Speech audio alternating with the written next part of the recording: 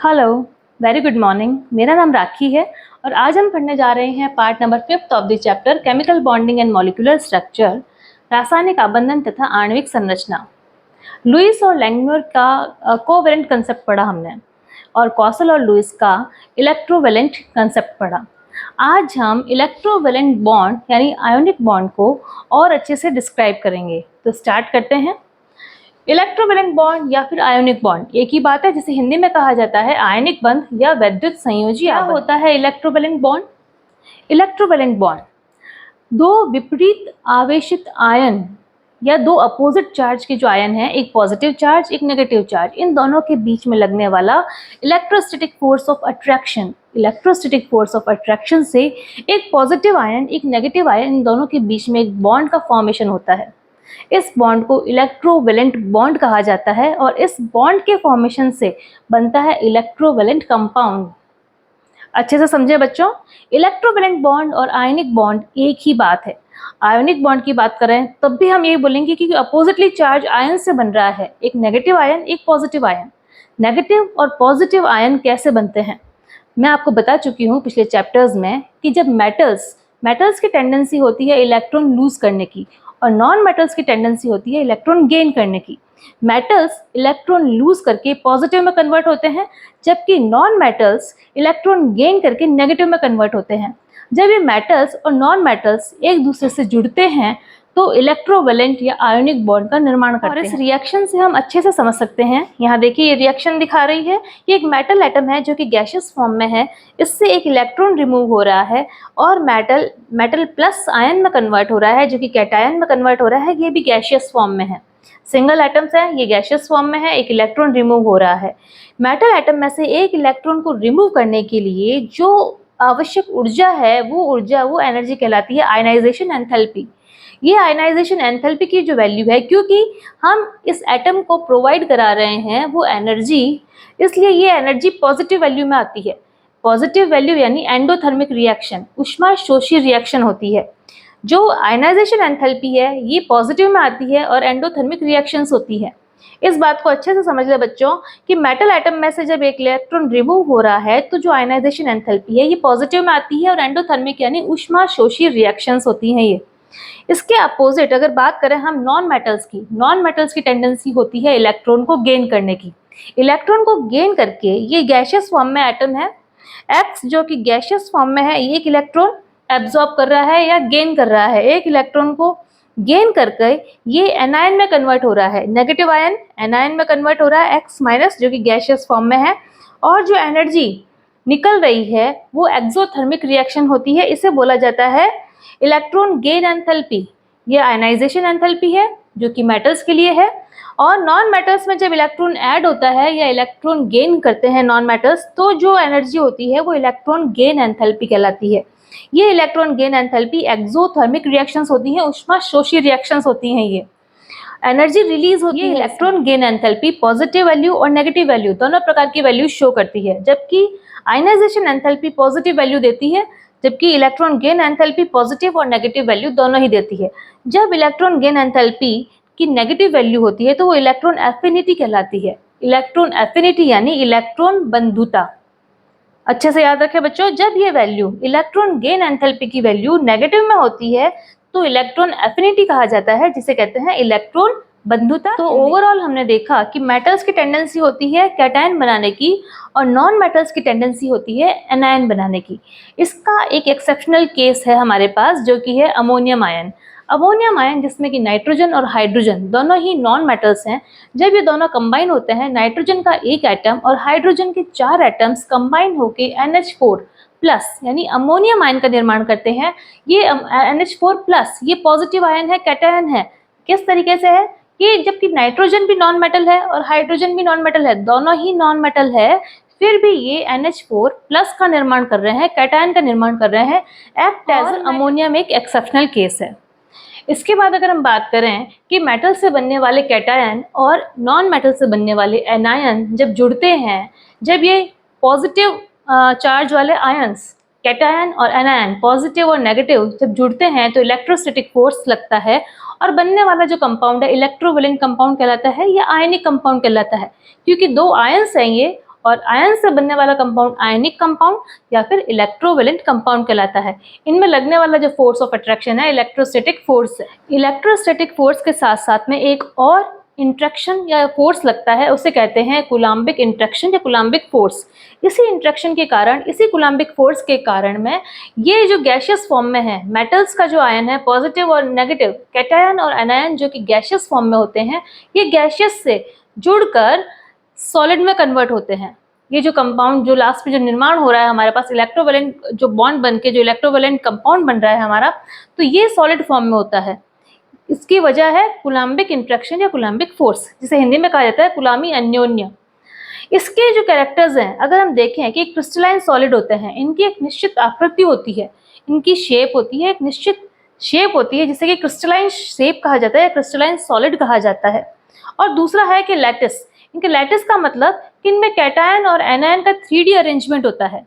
इनका 3D arrangement होता है जो कि एक्स वाई जेड तीनों एक्सिस पे दिखाई देता है, वो है lattice, 3D arrangement of cation और एनायन। जब हम बात करें क्रिस्टलाइन स्ट्रक्चर की, इसका क्रिस्टलाइन स्ट्रक्चर, क्योंकि इनका स्ट्रक्चर डिपेंड करता है कि इसका रेशियो क्या है, पॉजिटिव और नेगेटिव। इन पॉजिटिव और नेगेटिव की साइज क्या है और इनका रेशियो क्या है।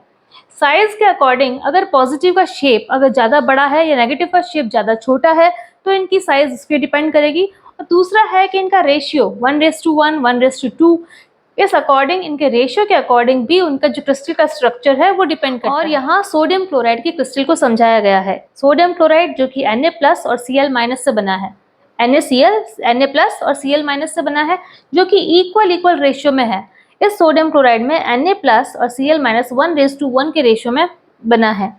जब हम इस सोडियम क्लोराइड के क्रिस्टल को देखते हैं जो कि एक क्यूब स्ट्रक्चर है, ये क्यूब स्ट्रक्चर जैसे कि हमारे घरों में रूबिक क्यूब होते हैं खेलने के लिए, सेम उसी टाइप से ये रूबिक क्यूब में जैसे कि कॉर्नर्स हैं, ये कॉर्नर्स जो कि ब्लू डॉट से मैंने दिखाए हैं, ये Na+ है। और इन ब्लू डॉट्स के बीच में बिल्कुल सेंटर में क्लोरीन है, Cl- है। ये Cl- दो सोडियम Na+ के बीच में Cl- है। प्रत्येक Na+ के बीच में Cl- है, जो कि पिंक डॉट से मैंने यहाँ शो किए हैं। ये सारे पिंक डॉट जो हैं ये आपस से जुड़ रहे हैं सेंटर में Na+ से, सोडियम प्लस से जुड़ रहे हैं बीच सेंटर में। इसी तरीके से सारे के सारे एजेस पर इसी तरीके से हो रहा है। हम जानते हैं कि रूबिक क्यूब का अगर हम एक पार्ट देखें, अगर हम एक पोर्शन देखें अगर रूबिक क्यूब का, जैसे कि फॉर एग्जांपल ये रूबिक क्यूब का जब एक पोर्शन हम देखते हैं तो इसमें इस तरीके से दिखाई देता है। इसमें चारों कॉर्नर्स पे यहाँ पे सोडियम है, Na एंड Na। इन दो सोडियम Na+ के बीच में,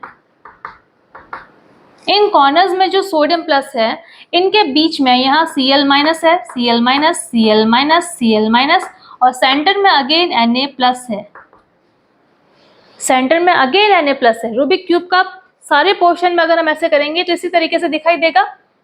ये अल्टरनेट चलेगा, Na+, then Cl-, then Na+, then Cl-, Na+, Cl-। अल्टरनेटिंगली ये सब चलेंगे ऐसे। हम जानते हैं कि बीच में जो सेंटर में जो Na+ है, सेंटर में जो Na+ है, इसके जब बैक साइड में हम देखेंगे बिल्कुल इस क्यूब के सेंटर में Na+ के बाद आएगा Cl- एंड अगेन वो क्या आएगा, अगेन आ जाएगा हमारे पास, क्योंकि हमारा रूबिक क्यूब किस तरीके से दिखाई देगा, इस तरीके से दिखाई देगा, कम से कम आप समझ सकते हैं।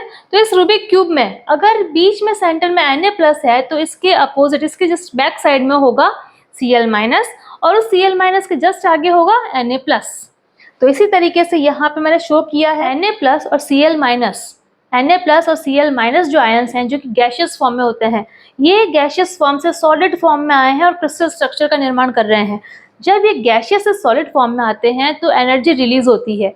ये एनर्जी जो रिलीज होती है उसे कहते हैं लैटिस एंथैल्पी। ये लैटिस एंथैल्पी की जो वैल्यू होती है ये नेगेटिव में आती है तो आयनिक कंपाउंड का निर्माण होता है।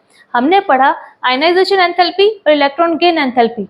जब नेगेटिव और पॉजिटिव आयंस मिलते हैं तो साथ ही साथ में उनकी जो एनर्जी है, आयनाइजेशन एंथैल्पी और इलेक्ट्रॉन गेन एंथैल्पी भी ऐड होती है। जब इनकी ऐड वैल्यू नेगेटिव में आती है तो ये कंपाउंड स्टेबल होते हैं, और स्टेबल होंगे तभी ये क्रिस्टल का फॉर्म करेंगे। तो इस तरीके से गैसियस से सॉलिड स्टेट में आने पर एनर्जी जो रिलीज हो रही है उसकी वैल्यू नेगेटिव में आती है। नेगेटिव का मतलब एक्सोथर्मिक रिएक्शंस होती है। अगर एंडोथर्मिक रिएक्शंस होंगी तो इन कंपाउंड्स का निर्माण नहीं होता है। आयनिक कंपाउंड के लिए एक्सोथर्मिक रिएक्शंस का होना बहुत जरूरी होता है। तो ये लैटिस एंथैल्पी हम समझ पा रहे हैं। लैटिस एंथैल्पी क्या है कि गैस से जब सॉलिड स्टेट में आ रहे हैं, एनर्जी जो रिलीज हो रही है उसे लैटिस एंथैल्पी कहा जा रहा है। और ये लैटिस जो है प्रोवाइड कराते हैं किसी भी क्रिस्टल की स्टेबिलिटी को। किसी भी क्रिस्टल की स्टेबिलिटी के लिए ये लैटिस एंथैल्पी की वैल्यू नेगेटिव में आना बहुत ज्यादा जरूरी है। नेगेटिव और पॉजिटिव जब मिलते हैं तो इनकी एंथैल्पीज का भी ऐड होता है। एंथैल्पी आयनाइजेशन एंथैल्पी और इलेक्ट्रॉन गेन एंथैल्पी की बात की जा रही है। और जब ओवरऑल इनका जो सम नेगेटिव में आता है तो कंपाउंड की स्टेबिलिटी होती है। अगर इनका सम पॉजिटिव में आता है तो कंपाउंड स्टेबल नहीं होगा। कोई भी आयनिक कंपाउंड का स्टेबल होना उसकी आयनाइजेशन एंथैल्पी और इलेक्ट्रॉन गेन एंथैल्पी के वैल्यू के सम का नेगेटिव होना जरूरी रखता है।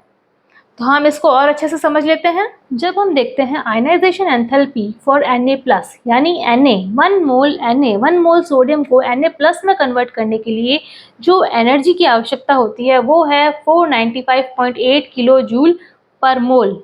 ये है पॉजिटिव वैल्यू।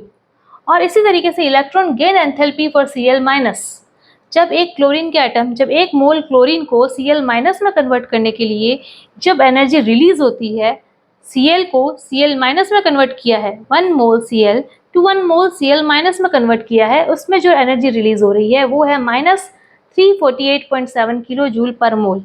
ये है एक्सोथर्मिक रिएक्शन, ये है माइनस में वैल्यू है। जब इन दोनों वैल्यूज को जब इन दोनों एंथैल्पीज का ऐड होता है, डेल्टा HIE यानी आयनाइजेशन एंथैल्पी और इलेक्ट्रॉन गेन एंथैल्पी की जो वैल्यू है ऐड होकर आ रही है 147.1 किलो जूल पर मोल, जो कि है पॉजिटिव वैल्यू। हमने कहा कि आयनिक कंपाउंड के निर्माण के लिए ये वैल्यू जो है इनकी ऐड वैल्यू नेगेटिव में आती है, तभी आयनिक कंपाउंड का निर्माण होता है। जबकि ये वैल्यू पॉजिटिव में आ रही है 147.1 किलो जूल पर मोल। तब ये जो NaCl का क्रिस्टल है ये कैसे स्टेबल है? ये क्वेश्चन आता है कि जब ये वैल्यू पॉजिटिव में आ रही है फिर भी ये क्रिस्टल स्टेबल है, क्योंकि इसमें high negative value of lattice enthalpy होती है। High negative value of lattice enthalpy के कारण ये NaCl का क्रिस्टल स्टेबल रहता है। किस तरीके से? हमने पढ़ा कूलम्बिक फोर्स। कूलम्बिक फोर्स के अट्रैक्शन के कारण Na+ और Cl-, Na+, 1 मोल Na+ और 1 मोल Cl- के जब एटम्स आयन्स एक दूसरे से मिलते हैं तो कूलम्बिक फोर्स ऑफ अट्रैक्शन लगता है। और इस कूलम्बिक फोर्स ऑफ अट्रैक्शन के कारण एक बहुत ही ज़्यादा एक्सोथर्मिक रिएक्शन होती है। और ये एक्सोथर्मिक रिएक्शन से जो एनर्जी रिलीज होती है वो होती है -788 किलो जूल पर मोल। ये -788 जो कि कई गुना ज़्यादा है 147.1 किलो जूल पर मोल से कई गुना ज़्यादा है। इस कारण से ये नेगेटिव वैल्यू ज़्यादा है। इस नेगेटिव वैल्यू के कारण, है ना, इस नेगेटिव वैल्यू के कारण, इस लैटिस एंथैल्पी के कारण ही इस NaCl के क्रिस्टल में स्टेबिलिटी है। इस स्टेबिलिटी के कारण ही आयनिक कंपाउंड स्टेबल होते हैं। देखिए, आयनिक कंपाउंड का मेन जो रोल हम बोलते हैं कि ऑक्टेट पूरा करना है, लेकिन ऑक्टेट पूरा करने से ही इनकी स्टेबिलिटी नहीं आती, इनकी स्टेबिलिटी आती है लैटिस एंथैल्पी के साथ। तो लैटिस एंथैल्पी का बहुत बड़ा योगदान है किसी भी आयनिक कंपाउंड के स्टेबिलिटी के लिए। तो लैटिस एंथैल्पी क्या बोल सकते हैं कि लैटिस एंथैल्पी क्या है? लैटिस एंथैल्पी है वो आवश्यक एनर्जी, वो एनर्जी रिक्वायर्ड किस चीज के लिए? 1 mole of solid ionic compound. अगर हम बात करें 1 mole of solid ionic compound NaCl की, तो 1 mole of ionic solid compound को उसके गैसियस कॉन्स्टिट्यूएंट आयंस में कन्वर्ट करने के लिए जो आवश्यक ऊर्जा है वो रिक्वायर्ड एनर्जी कहलाती है लैटिस एंथैल्पी। अगेन एक बार वापस से सुने, 1 mole of solid ionic compound, solid ionic compound solid form में है, उसे हमने किस में डिवाइड करना है? उसे हमें डिवाइड करना है किसमें? अपने अपने कॉन्स्टिट्यूएंट में, गैसियस फॉर्म में। जैसे कि NaCl जो कि सॉलिड फॉर्म में है, ये Na+ गैसियस में और Cl- गैसियस में कन्वर्ट हो रहा है। और इसे कन्वर्ट करने के लिए जो रिक्वायर्ड एनर्जी है वो कहलाती है लैटिस एंथैल्पी। और जिस आयनिक कंपाउंड की लैटिस एंथैल्पी जितनी अधिक होगी उसकी स्टेबिलिटी उतनी ही अधिक होगी। तो इस तरीके से आज हमने कवर किया है पार्ट नंबर 5 में आयनिक इलेक्ट्रोवैलेंट बॉन्ड को। आयनिक और इलेक्ट्रोवैलेंट बॉन्ड को अच्छे से समझा है हमने। आयनिक कंपाउंड्स क्या होते हैं, आयंस कैसे जुड़ते हैं, कैसे क्रिस्टल्स बनते हैं, क्या लैटिस एंथैल्पी होती है, किस तरीके से स्टेबिलिटी आयनिक कंपाउंड्स की डिपेंड करती है। तो बच्चों, आई विश आपको ये पार्ट अच्छे से समझ में आया होगा। अगर आपको ये वीडियो हेल्पफुल लगा है तो प्लीज़ इसे लाइक करें, शेयर करें, सब्सक्राइब करें मेरे चैनल को। Thank you for watching. Thank you.